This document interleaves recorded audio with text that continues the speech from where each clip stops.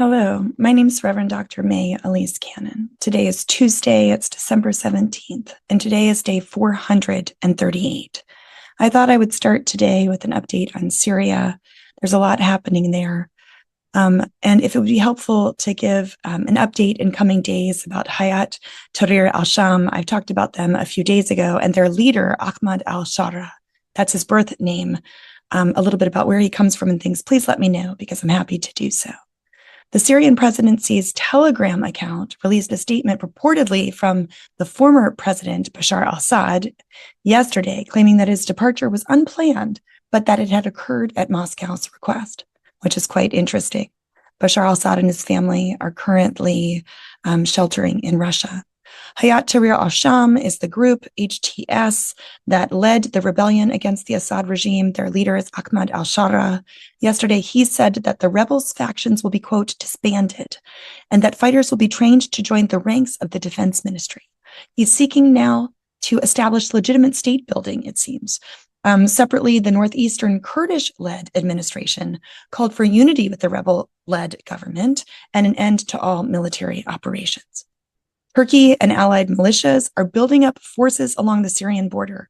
This is really interesting. I initially had recorded this and had to go back, and I'm now re-recording it because, last week it was reported that the U.S. had sided with Turkey against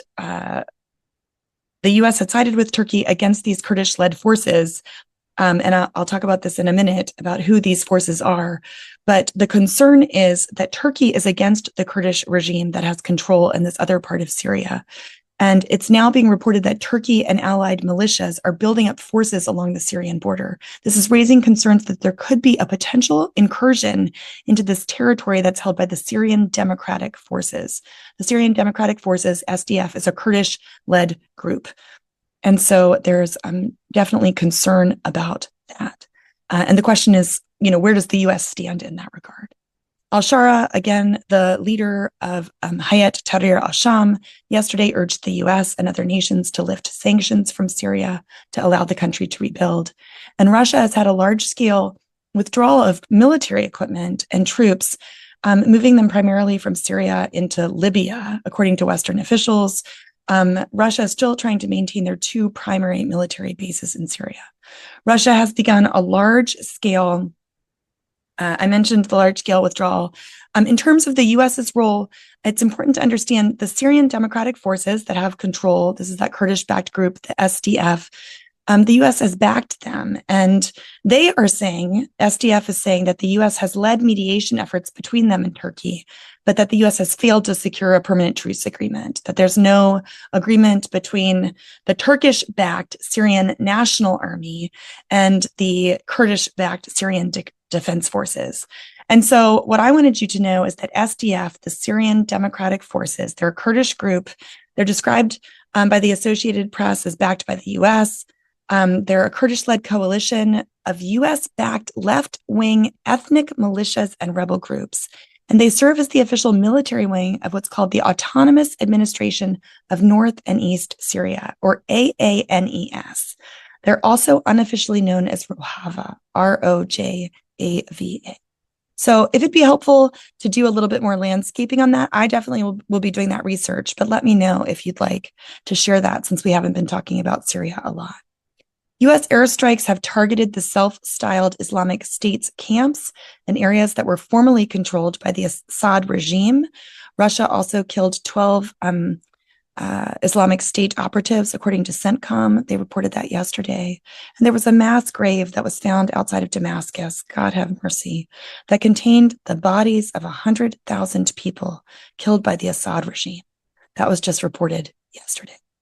The head of the UN Syrian mechanism, there's some acronym for that, today said that he's written to the new authorities expressing a willingness to travel to Syria to secure evidence that would implicate Assad's top officials.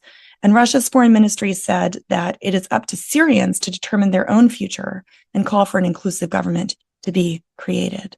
The EU has set conditions for lifting sanctions on Syria, including guarantees from the interim government that they're preparing for peace, a peaceful, inclusive political future. I want to shift now to Gaza. You've heard that the death toll in Gaza has reached more than 45,000 people, and that's at a minimum 45,000 people. God have mercy. An Israeli negotiating team is in Doha. So there are negotiations happening in Doha and in Egypt. It's not known if those conversations were connected or how they are connected. They're discussing the remaining issues on a Gaza ceasefire and hostage deal.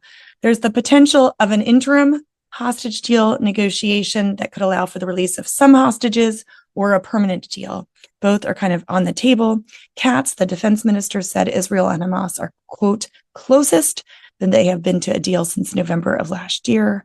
Hamas said, in light of the serious and positive talks taking place today in Doha, under the auspices now of Qatari and Egyptian mediators, a ceasefire and prisoner exchange agreement can be reached if Israel refrains from imposing new conditions.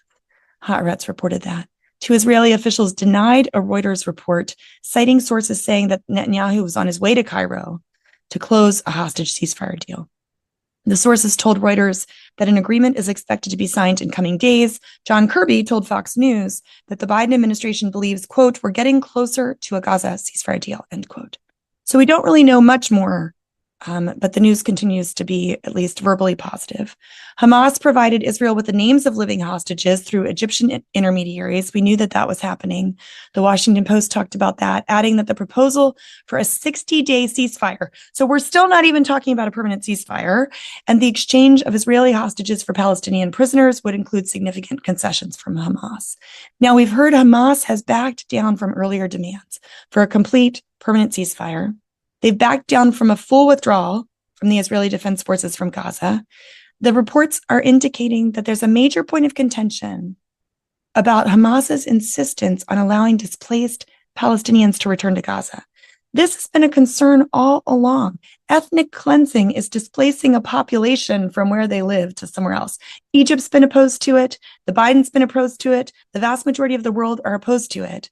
And one of the issues of contention is allowing Palestinians who have left. There have been tens of thousands who have left. Many are in Egypt. Thousands are in Egypt. There have been many who have left for medical reasons. Is not allowing them to return is the issue on the table. Katz said Hamas has displayed greater flexibility on the IDF remaining in the Philadelphia corridor. The Philadelphia corridor is a major issue for Egypt. The Netzarim corridor, I hope we are able to show you a map about the Netzarim corridor. Is it expanded kilometers wide, let alone kilometers long? And so Hamas has showed greater flexibility about Israeli presence there. Israel will remain in security control with a full freedom of action after the end of the war, Katz said on X today. Israeli strikes killed at least 14 people in Gaza today, 10 of them in one house in Gaza, according to medics. Residents say Israel is pushing deeper into Rafah. Families are still being forced to flee again and again and again. More than 45,000 people killed. The IDF also announced a 26-year-old sergeant first class killed. A captain reserve 35 killed in South Gaza in Rafah. They were in a building that collapsed. The loss of life is not escaping any sides as ethnic cleansing continues. And as what honestly, I don't know, could be anything but genocide continues. Katz confirmed the implementation of a deal would take stages. There would be a sweeping majority in both the security and full cabinets for a deal. He said Israel will assume security control, full freedom to act, just as in Judea and Samaria. So the language continues to not be West Bank, certainly is not occupied territories in terms of the West Bank. Family members of hostages in Israel are blaming the Israeli government for a lack of a deal. Sharon Cuneo Aloni, kidnapped with her daughters and partner David, they were released in a hostage deal last November after spending 49 days in captivity, has said, Hamas has made it clear they're interested in a comprehensive deal. Why is Israel insisting on only partial solutions? A partial deal will be a stain on Israel for generations. So that is an Israeli hostage who was released saying that. There's been updates in terms of Houthis. There was an airstrike yesterday. The U.S. military struck Houthi command and control in Yemen. The Israeli military said they shot down a Houthi missile from Yemen. The U.S. is seeking global support to give the UN stronger powers to interdict ships heading for Houthi-controlled parts and is considering redesignating Houthis as a foreign terrorist organization. I wanted to just let you know, ANERA, which is an amazing international development agency that does work in the Palestinian territories, they have a map. Their CEO was in the region recently and was in Gaza recently, and he identified 3 zones in Gaza. A yellow zone that experiences heavy bombardment that is still considered accessible. Mawasi in the north falls into that category.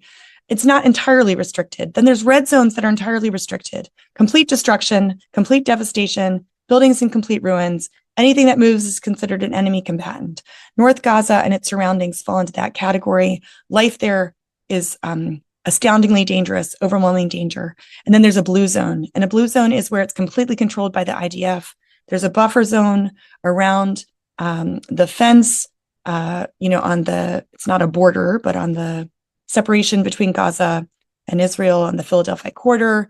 And then there's this huge, huge, huge area of the Netzarim corridor between Gaza City and the north of Deir al-Balah on their map, which will provide the link for, and maybe even a picture.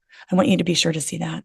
Finally, please, there are still activities. If you've not watched our visual from last week, our bishop's letter was released yesterday. Please read our press release about our bishop's letter for Advent, Not Arms. More than 200 bishops. Use that, send that to your elected officials, write op-eds about it, write articles about it, write Advent devotions about it. The signatories demanding an immediate ceasefire, unimpeded humanitarian aid, the release of hostages, the suspension of arms to Israel, emphasizing the urgent need for justice and peace during the Advent season. And tomorrow, by the way, you can sign an action alert calling for those same things. So please do that. If you've not signed our action alert, send that to your elected officials. And tomorrow, our live international vigil with bishops online, joining us, some are by video, but from Japan, live from South Africa, New Mexico, our Catholic Archbishop, calling across ecumenical traditions and diversity, calling for peace and not war. May God go before us in the name of Christ. Amen.